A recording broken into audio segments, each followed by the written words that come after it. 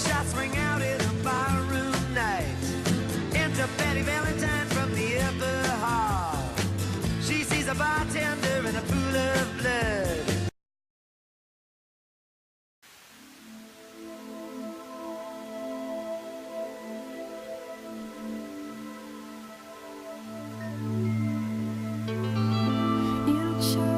By the face, talks about the people going on. I'm shy.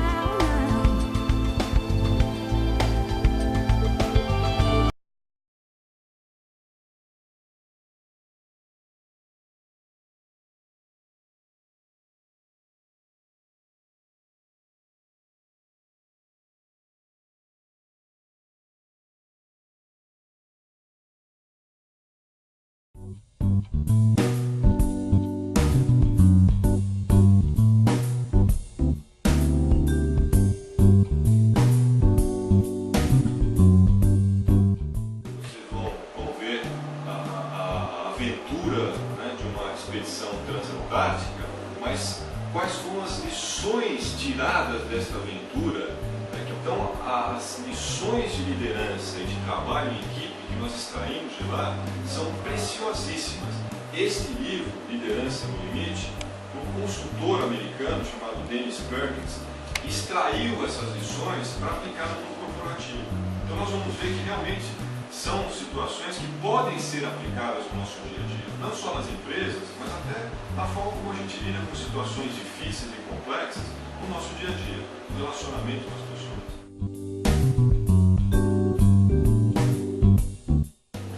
Então, qual é o conceito de inteligência emocional? Nós conhecemos muito bem a história do QI, né? O quociente intelectual. O quociente emocional é aquela tua capacidade de controlar as emoções, né?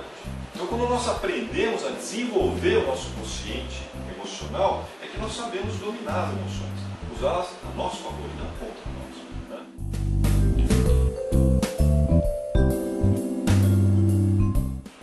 Nós temos a capacidade de escolher quais os pensamentos que nós devemos ter. Então, você pode escolher o que você vai pensar. Você não precisa pensar isso. Você pode escolher um outro pensamento que te leve em direção ao seu objetivo e não te afaste dele, né? O Lutero, né, religioso, teólogo, né, ele dizia o seguinte: nós não podemos evitar que pensamentos ruins venham para as nossas cabeças como pássaros que voam, mas nós podemos evitar que eles façam ninho. Existe um conflito negativo e existe um conflito positivo.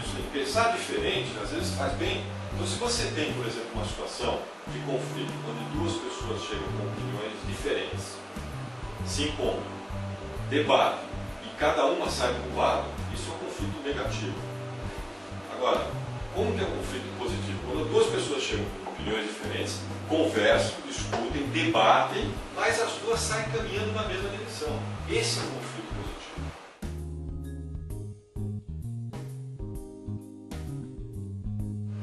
Quando você, no cargo de liderança, tem que demitir muitas vezes funcionários, né?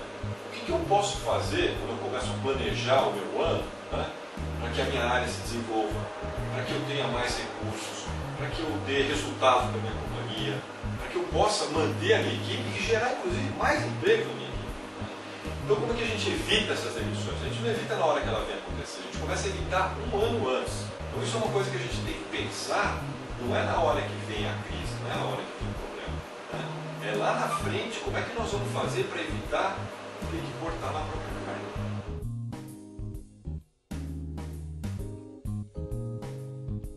Errar, nós vamos errar. Só não erra quem não faz nada. É claro que a gente tem que procurar errar cada vez menos. Mas quando acontecer um erro, não se culpe. Aprenda com ele, porque a culpa é peso morto.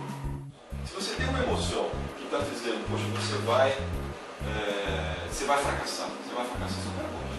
Por que eu estou achando que eu vou fracassar? Deixa eu olhar aqui para trás, para as minhas vitórias, né? Deixa eu olhar para as etapas que eu concluí da minha vida. Será que eu não posso concluir essa também? O líder é aquele que tem a capacidade de influenciar pessoas. Então, um bom líder é aquele que, quando acontece alguma coisa errada, ao invés de ele olhar para a janela, ele olha no espelho. E quando acontece uma coisa boa, quando a equipe tem um resultado positivo, ele, ao invés de olhar para o espelho, ele olha para a equipe. Nós estamos procurando passar para vocês aqui são experiências de líderes que servem, né? Líderes que buscam realmente o desenvolvimento do seu liderazgo. Gente que ama pessoas porque investe tempo aqui sua vida no desenvolvimento das pessoas. Para ser um bom líder, tem que amar as pessoas. Se você não ama a gente, não vai ser líder nunca. Ame as pessoas e use as coisas. Tem gente amando as coisas e usando as pessoas.